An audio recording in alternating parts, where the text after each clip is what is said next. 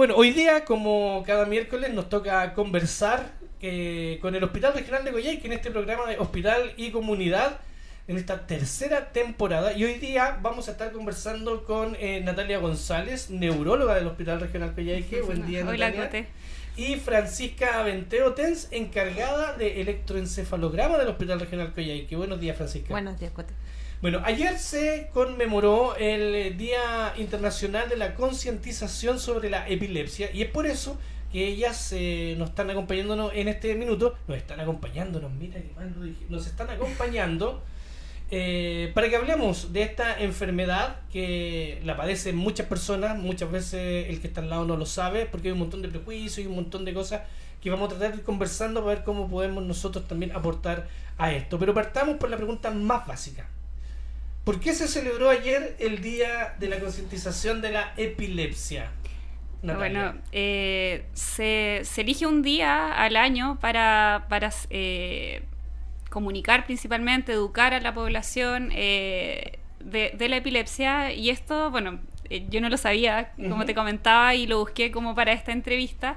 Y se debe gracias a una niña que se llama Cassidy Megan, que era de Nueva Escocia, que ella desde los 7 años fue diagnosticada con epilepsia y le costó asumir su enfermedad. Estaban en negación inicialmente y ocultó su enfermedad a sus conocidos, en su colegio. Curso, me imagino, su claro, colegio. y en una oportunidad ella fue un grupo a hacer educación sobre la epilepsia en su colegio.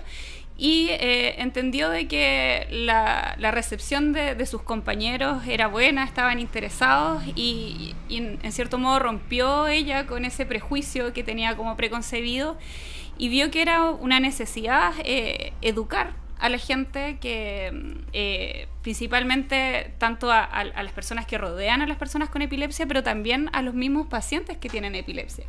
Porque ella, el sentimiento con el que se conectó en esa oportunidad con su diagnóstico era el de soledad, de sentirse diferente, creer que... No van a discriminar. Claro, que no iba a poder entender. tener una vida normal. Entonces, ella tuvo la necesidad de crear un día. Descubrió que en Canadá se celebraba en marzo como el mes de la epilepsia. Y instauraron el día 26 de marzo como un día fijo en el año para concientizar sobre la epilepsia. Bueno, y además claro, y además esto se ha visto, bueno, eso partió en su comunidad inicialmente, se ha ido difundiendo. Y, por ejemplo, ayer hubo distintos monumentos o instituciones que se adhirieron a esto y tiñeron. Por ejemplo, me sorprendí que el ovejero también lo pusieron de color morado, que es el que simboliza a la epilepsia. Sí. Ah, perfecto. Por eso estaba morado, mira qué bonito. Sí, y me sorprendió gratamente, sin haber una intervención como directa de ustedes, pero estaba de que en nuestra región igual esté presente eso. Ah, fantástico. Lo otro, chicas, estamos conversando con la doctora Natalia González, neuróloga del Hospital Regional Coyhaique, y Francisca Venteo, que está encargada de electroencefalograma del Hospital Regional Coyhaique. ¿Qué es la epilepsia? La epilepsia es una enfermedad que daña eléctricamente la función cerebral.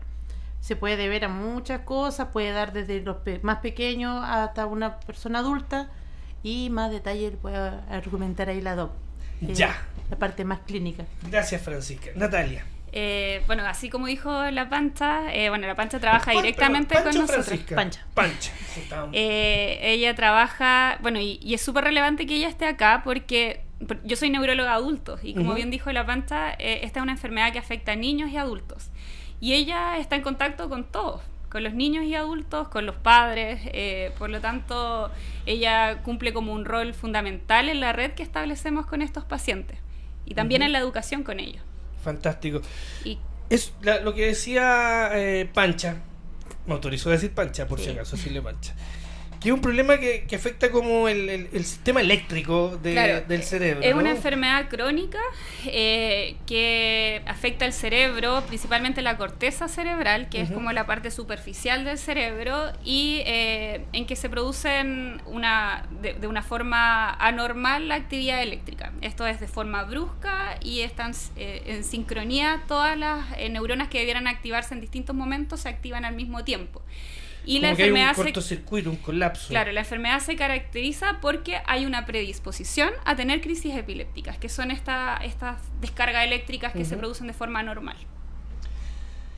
¿Cuándo podemos saber si nosotros tenemos que consultar por la epilepsia? O vamos más al inicio, ya nos explicaron lo que es la epilepsia, pero ¿qué puede causar epilepsia? Porque a veces uno, sí, en el mito popular dice, no, él tuvo un accidente y después de eso le dio la epilepsia, o no, las drogas lo mataron y ahora está con epilepsia. Claro, que hay que diferenciar dos cosas, las crisis epilépticas y la epilepsia, ya que no necesariamente son lo mismo. La epilepsia tiene crisis epiléptica, pero no todas las crisis epilépticas son epilepsia. O sea, ¿a alguien le puede dar una crisis epiléptica alguna vez en la vida? Sin tener epilepsia. Sin tener epilepsia. Sí. Pero si yo tengo epilepsia, ¿me van a dar crisis independiente del tratamiento y todo? O sea, pueden o no haber crisis. Ya. De hecho, con un buen control de la epilepsia, incluso hay cerca de un 70% de pacientes que pueden lograr libertad de crisis.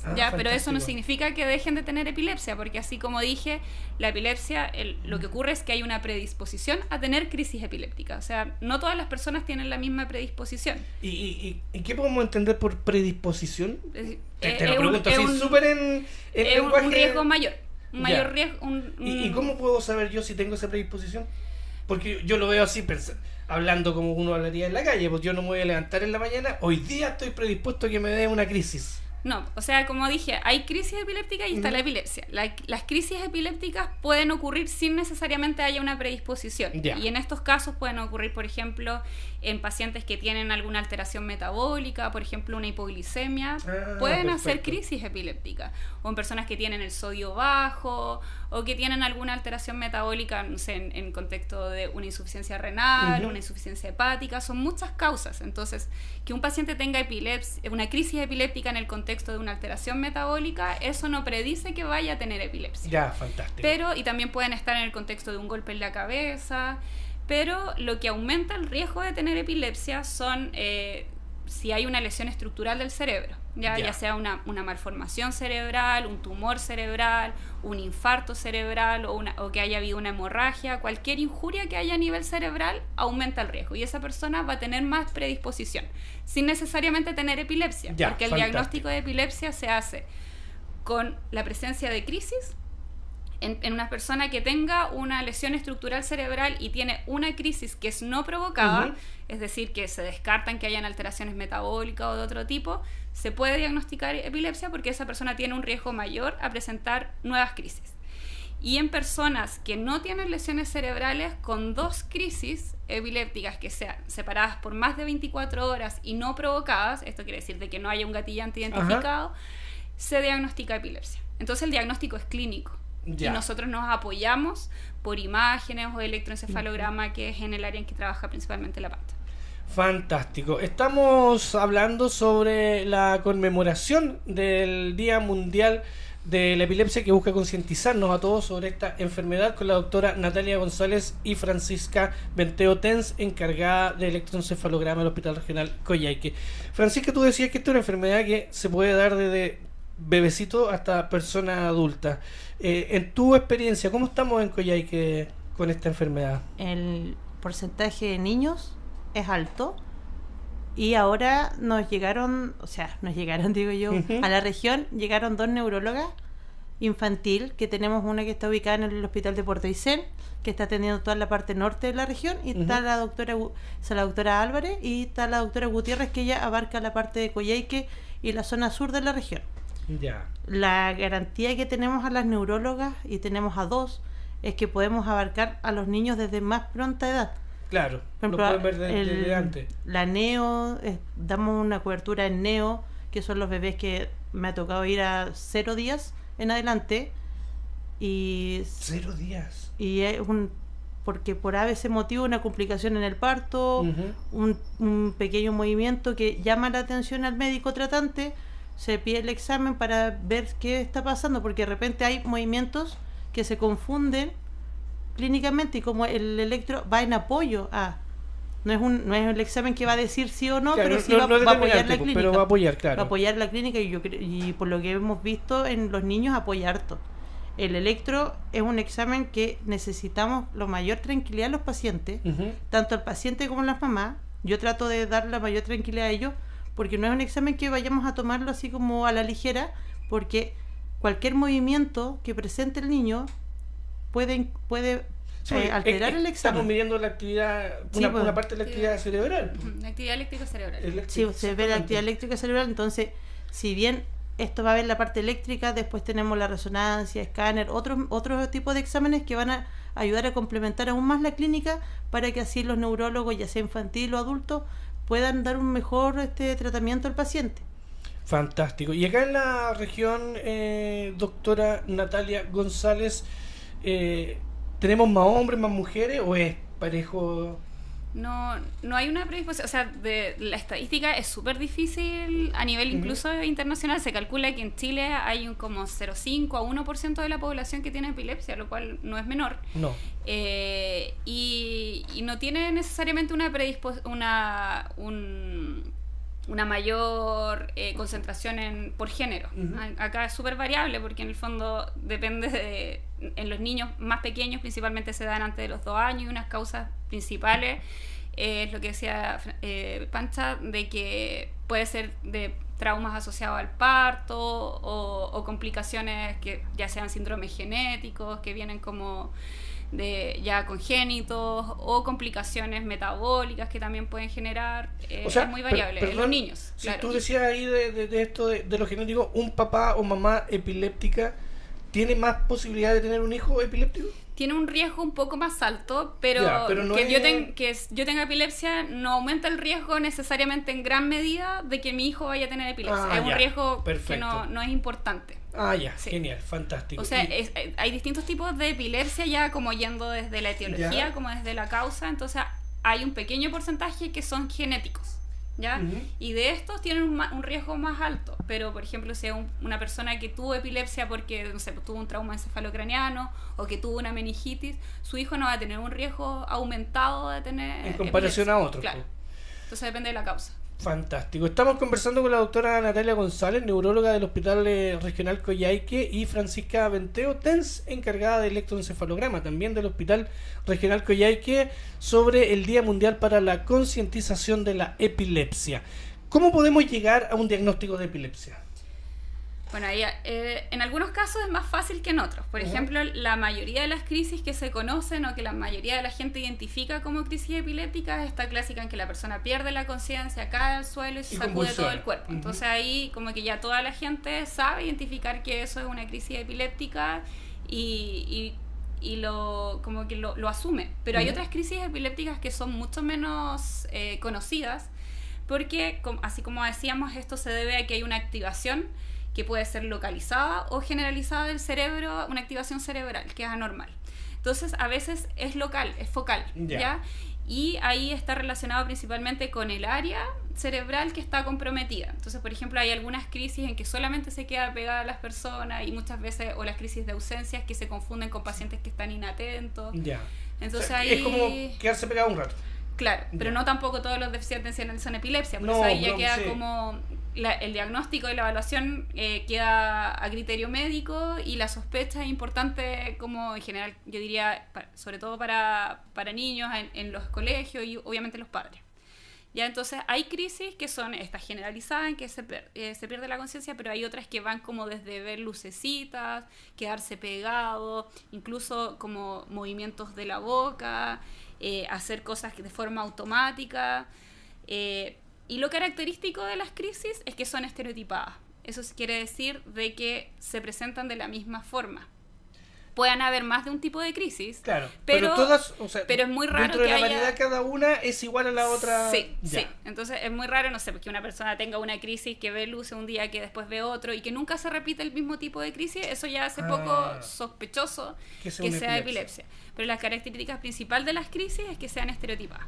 Ya, o sea, si yo veo lucecitas hoy día y veo lucecitas mañana y veo lucecitas pasado, haciendo un ejemplo súper burdo prácticamente, podría pensar que es una epilepsia. Pero Claro. si yo convulsiono un día y el otro día veo luces y después me quedo pegado, ahí tendríamos que hacer otro tipo de estudio. O sea, no necesariamente, sino que acá lo característico es que se repiten las crisis. Ya. Pueden haber distintos tipos de crisis en una persona, pero es muy raro que se vea en forma aislada solo una vez un tipo de crisis o en otro momento Claro. otro tipo de crisis.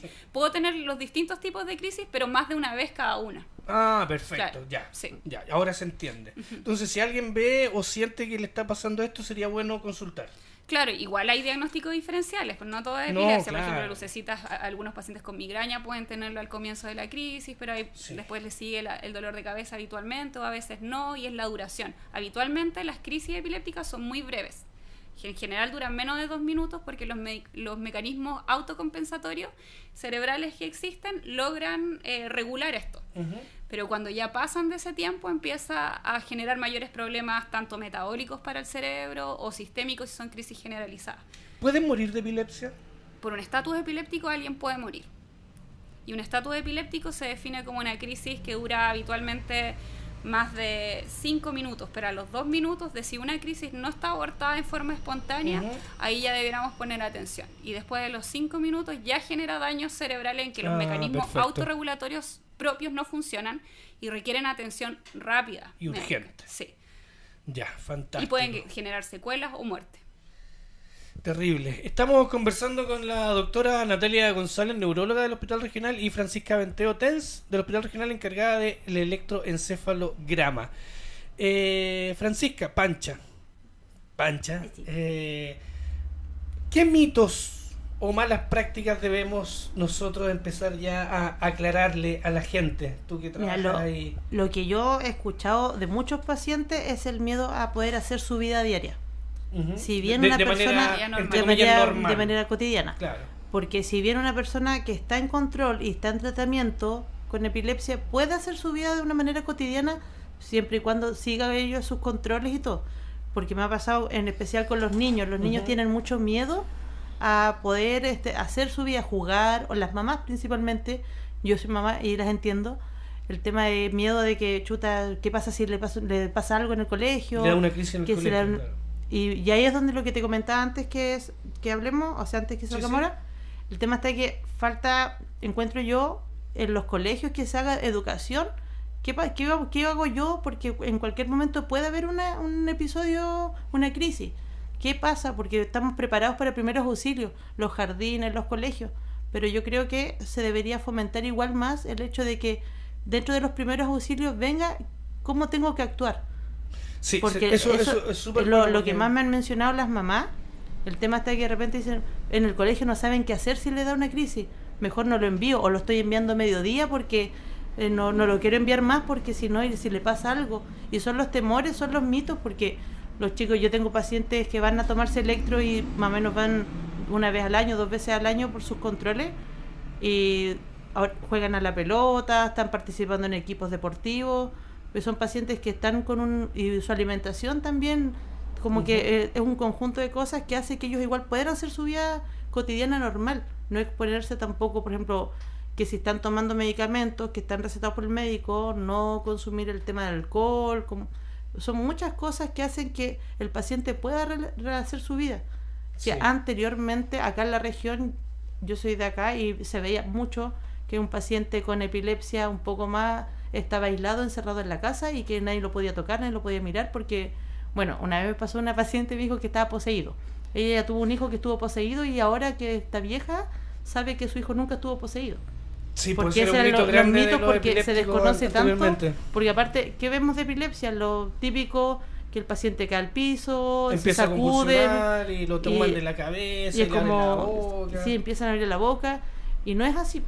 Y actualmente, gracias a las redes sociales, la Liga Chilena sube mucha información educativa, por eso invito a los papás, cuando den el diagnóstico o entren en la sospecha, que no se asusten, que la liga maneja mucha información, pueden buscar la liga en internet y tiene mucho material educativo para...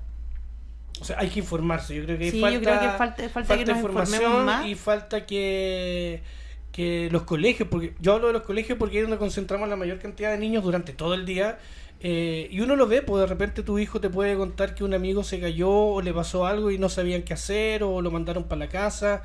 Creo que hay que poner ojo en eso de empezar a educarnos con esta enfermedad y con muchas otras, que no sé si es enfermedad o es condición, doctora. Es una enfermedad, sí. O sea, también podemos...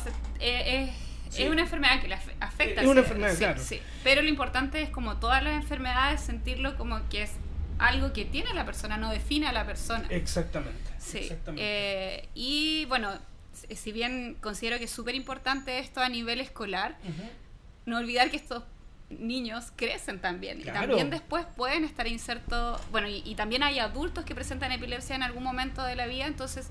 Claro, es la población en general que tiene que estar educada, los empleadores también, porque alguien que tenga la condición de epilepsia no impide que pueda trabajar. Sí pueden haber algunas adecuaciones, por ejemplo, en mi caso, que yo veo adultos, me piden, no sé, que gente que trabaja en el hospital, que trabaja con sistemas de turnos o cualquier otra cosa, ahí sí evitar tener turnos nocturnos, porque eso puede ser un gatillante. Claro. Pero son adecuaciones, no es algo que impida a la persona trabajar. ¿Ya? Y con un tratamiento adecuado las crisis pueden ser más esporádicas, ¿no? Sí, o incluso lograr libertad de crisis. El objetivo del tratamiento de la epilepsia, eso sí, no es lograr necesariamente el absoluto control de las crisis, sino disminuir la frecuencia de crisis. Y eso a veces frustra a muchas personas porque nosotros tratamos de dar el mejor tratamiento posible para el paciente. Hoy en día tenemos la fortuna de que tenemos un arsenal mucho más amplio de fármacos que antes no existían. Antes eran fármacos que eran bien limitados y con hartos efectos adversos. Y ahora tenemos otro tipo de arsenal que está disponible en el GES incluso, en que les da otras oportunidades, sobre todo para poder trabajar mejor, porque los fármacos de antes incluso podían generar mucha sedación, somnolencia, que impedían tener un adecuado desempeño. Sí, hasta hace pocos años atrás era como un estigma tener epilepsia y la gente como que no... Le tenía miedo a la gente que tenía epilepsia con esto, de justamente lo que decía la Pancha. ¿Qué hacer, po? ¿Qué hacer con una persona epiléptica? Uno mismo a veces puede ir por la calle y si ve a alguien con epilepsia no sabe mucho bien qué hacer, pues más que hacer lo que decías tú, pues, Pancha, esto de agarrarlo y tomarle la cabeza y que no necesariamente es lo que se debería hacer, pues. Bueno, y otra cosa, que así como decía de que las crisis de epilepsia pueden estar estas generalizadas, que son las clásicas, que la mayoría de la gente reconoce, igual hay otro tipo de crisis. Entonces a veces me llegan algunos pacientes en que no les creen que son crisis los que tienen. Ya. Entonces es bueno estar informado de que hay otro tipo de crisis, ya que pueden ser focales, en que no se afecta todo el cerebro, incluso pueden tener crisis con compromiso de conciencia o sin compromiso de conciencia. Y así que como que si alguien en verdad tiene dudas, yo siempre trato de realizar harta educación en mis pacientes, sobre todo cuando tienen un diagnóstico nuevo, evitar gatillantes para tener un buen control. En general los pacientes con epilepsia pueden descompensarse en primer lugar por la suspensión del tratamiento y eso puede llegar incluso a estatus epiléptico, que es grave. Por eso es importante tener una adecuada adherencia y si en algún momento se define suspensión de tratamiento por necesidad del paciente, porque obviamente pacientes adultos que estén bien cognitivamente pueden tomar decisiones, que sea algo programado. Ya. O sea, no tomar los medicamentos hoy día, mañana no. No, eso aumenta el riesgo de crisis. Sí. Y incluso de estatus epiléptico, que es algo grave. Que es lo que nos comentabas que es una delante. condición que puede dejar secuelas o puede ser mortal. Ya, entonces la suspensión de los fármacos tiende a ser un gatillante importante, la falta de sueño. Por eso yo siempre recomiendo que tengan horarios regulares de sueño. Si el paciente tiene que trasnochar por alguna situación, esto en pos de que tenga una vida normal, claro, que duerma antes. Y que sea ojalá algo no frecuente. El consumo excesivo de alcohol también tiende a ser un gatillante, no solo por la interacción con los fármacos, sino un gatillante por sí solo. Y también el estrés. Entonces, en general, como que los hábitos de vida saludable a todos nos hacen bien, incluso a los pacientes epilépticos, pero ahí le hace mejor. Claro, o sea, igual de bien, pero claro, evita un gatillante que es importante. Entonces, Fantástico. Y la persona que tiene epilepsia o que tiene sospechas de epilepsia, cuando la doctora habla de los gatillantes, nos referimos a que uno puede ir dándose cuenta de cuándo me sucede esto. sí, de hecho hay algunas epilepsias que son reflejas, que por ejemplo con algunas situaciones de estrés en particular pueden tener gatillantes más que otros pacientes epilépticos, con los cambios de luces, incluso hay algunos que son muy raros, o sea que son muy raras ese tipo de epilepsias con olfato, como Con estímulos olores. sensoriales, Ya. claro. Sí, y O sea, son hay de más muchos difícil tipos. manejo, pero esas son las menos frecuentes. Ujú. ¿Ya?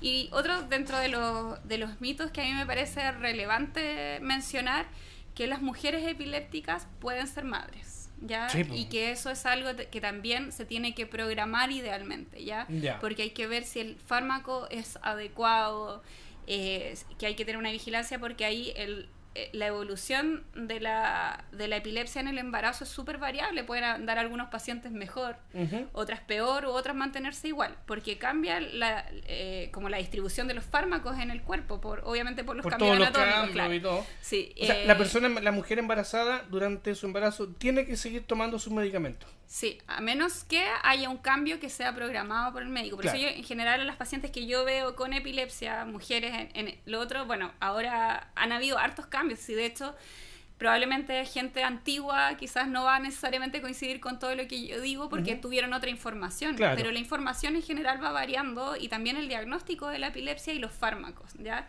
Entonces, mujeres, no sé, hay algunos fármacos específicos que pueden generar daños en el feto. Entonces ahí, si esa mujer estaba ya con ese tratamiento, tratamos de adecuarlo para que sea el menos riesgo posible. Y si no no sé, en general yo en mujeres en edad fértil evito ese tipo de fármaco. Entonces ahí está la adecuación Y está la terapéutica importancia que de depende consultar del... al médico, Claro. de mantener los tratamientos al día, para cuando llegue ese día, ver qué se va a hacer y todo. Fantástico. Estamos conversando perdón, sobre la conmemoración del Día Mundial para la Concientización de la Epilepsia, que fue el día de ayer, con la doctora Natalia González, neuróloga del Hospital Regional Coyhaique, y Francisca Benteo Tens, encargada de los electroencefalogramas del Hospital Regional Coyhaique.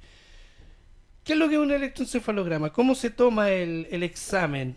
¿Ah? Pero así como para que la gente lo entienda. El examen es un examen que sirve para ver cómo es la función eléctrica del cerebro. Ujú. Ya, varía el tipo de examen y la duración del examen dependiendo del diagnóstico del paciente y de la edad del paciente. Ya. Porque si bien tenemos electros, así para resumir, privación de sueño estándar y prolongado, Ya. como un resumen. Pero no es lo mismo hacer una privación de sueño, por ejemplo, a un niño de 2 años Que un que hacerle adulto. un adulto. Cambian las horas de sueño y esto está regularizado por el ministerio, que nos dice más o menos cuánto debería ser, y todo depende igual del paciente, porque yo tengo pacientes que si bien tienen una cierta edad, pero hemos comprobado y hemos analizado caso a caso con las mamás, que por ejemplo ayer me tocó un regalón Ujú. y él necesita 5 horas sin dormir y es un excelente examen, Ya. pero son 5 horas sin dormir y es un excelente examen porque logro tomar vigilia, sueño y y despertar. Ujú. Entonces, el examen, ¿qué es lo que hago yo netamente? Tengo que colocar una cierta cantidad de electrodos en la cabeza, todo dependiendo del tipo de examen, porque igual va variando. Los coloco, idealmente, siempre yo le digo a las mamás que no se estresen, yo tampoco, no nos estresamos porque, por ejemplo, con pacientes pediátricos, bueno, y pacientes adultos, el paciente absorbe mucho cómo uno está, si uno está apurado, si uno está estresado, Sí, uno como lo que nota. cambia todo. Entonces, idealmente que todos relajados, porque el electro, si no lo podemos hacer en una ocasión, siempre se busca la forma de poder ayudar al niño a que tenga un examen de calidad. Porque Ujú. cualquier movimiento, por ejemplo, si el niño se mueve, se sacude, afecta la técnica del examen. Claro. Por lo cual va a afectar a que el epileptólogo, que es el médico que nos ve, pueda haber un examen de calidad, lo cual vamos a tener que repetir y repetir y repetir. Y con los pacientes pediátricos, que es con los que yo más me tomo mis tiempos, porque el paciente adulto uno le dice, ya, ahora relájese, que se tranquilo, si quiere quédese ahí. duerma. Claro. Es como es como una mejor llegada. Ujú. Entonces con los pacientes pediátricos es como de repente tuvieron mala experiencia en otros lados y llegan con ya predispuestos los papás y los niños ay, que chuta, vengo al hospital y otra vez lo van a hacer sufrir. Porque Sí. si nos damos cuenta, uno cuando es niño hasta te molestaba que te coloquen el bajalengua Sí. para verte la amígdala, ya eso ya era un... Pero este es un trauma. examen que no tiene agujas, por decirlo así. No ¿cierto? ocupa aguja, no es invasivo No es invasivo. mayormente. Yo solamente trabajo con la parte de la cabeza y 2 electrodos que van en el pecho que van a complementar el examen. Ya. Que más que nada para ver si el paciente está con bradicardia o taquicardia. Ujú. Más que nada es un complemento.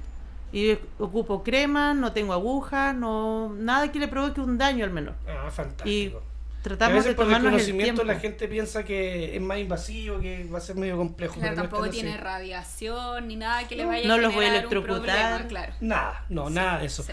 Maritón Soto Cárdenas nos pregunta si la doctora es neuróloga infantil.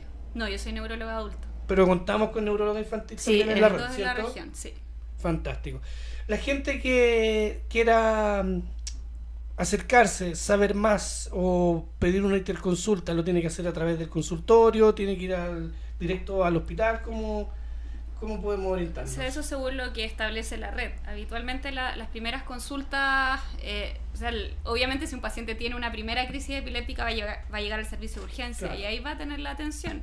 Pero si es un paciente que tiene epilepsia ya diagnosticada, habitualmente se atiende también a nivel secundario en el hospital o en atención primaria, que es lo que establece el GES. Entonces, pacientes que están compensados con la epilepsia pueden atenderse en el consultorio, ¿ya? Y tener controles con cierta frecuencia o de acuerdo a necesidad con el neurólogo o la neuróloga. Y además, la entrega de fármacos, de la mayoría al menos, debieran estar disponibles y ser entregadas en APS, en consultorio. Ya hay algunos fármacos específicos que no se encuentran en consultorio y que sí tenemos en el hospital, y que esos pacientes los mantenemos en controles en el hospital siempre. Fantástico. Muy bien, les quiero agradecer el tiempo que se dieron para venir a hablar de esto súper importante. Yo insisto y coincido con lo que nos dice Francisca Venteo, TENS encargada de electroencefalograma del Hospital Regional Coyhaique, de que debemos educarnos, debemos buscar la forma de saber qué es la epilepsia para poder estar siempre alerta, para poder ayudar a alguien que tiene epilepsia y las personas que tengan epilepsia. Sí, ¿Puedo agregar algo? sí, por favor. Que no hablamos y que es importante qué hacer cuando ven a alguien con una crisis. Claro, porque Sí, hablamos de sí. que uno lo Claro, y lo que más toma, asusta y las que tienen mayor riesgo en verdad son las crisis generalizadas. Ujú. Las otras, las focales, incluso después de 20 minutos pueden llegar a hacer un daño. Hay un tiempo que es Sí. mucho mayor en el que podemos reaccionar, pero en estas que son generalizadas hay que actuar rápido. Y bueno, acá es como, siempre va a ser difícil, incluso en pacientes que ya saben los padres que tienen epilepsia, lo que yo les trato de decir es, bueno, primero llevarlo a un lugar seguro, Ujú. no meterles nada en la boca, ojalá ponerlos de lado por si vomitaran o pudiesen como atorarse con sus mismas secreciones, con su saliva, y llamar inmediatamente a un servicio de urgencias y tomar el tiempo. ¿Cuánto dura la crisis? Cuánto está durando el tiempo, porque y yo sé que es difícil, Sí. pero ojalá, obviamente, en la medida en que más lo repetimos y lo hacemos, es más posible que lo hagamos en algún momento, pero tomar el tiempo nos ayuda, porque nos permite predecir cómo va a evolucionar ese paciente también, y como decía, la mayoría de las crisis se den solas antes de los 2 minutos. Entonces, en un paciente epiléptico conocido, por ejemplo, si la crisis duró menos de 2 minutos y fue aislada y se identifica un gatillante igual, no necesariamente tiene que ir al servicio de urgencia. ¿ya? Pero Y si yo eso veo que está pasando los 2 minutos, hay que llamar. inmediatamente, sí, porque eso no va a parar solo. Ya. Habitualmente no va a parar solo. O sea, y más de si 2 es minutos posible, es y por ejemplo grabar. yo no conozco al paciente y es quizás su primera crisis, aunque esto no está recomendado en la mayoría de las cosas, tratar de grabar.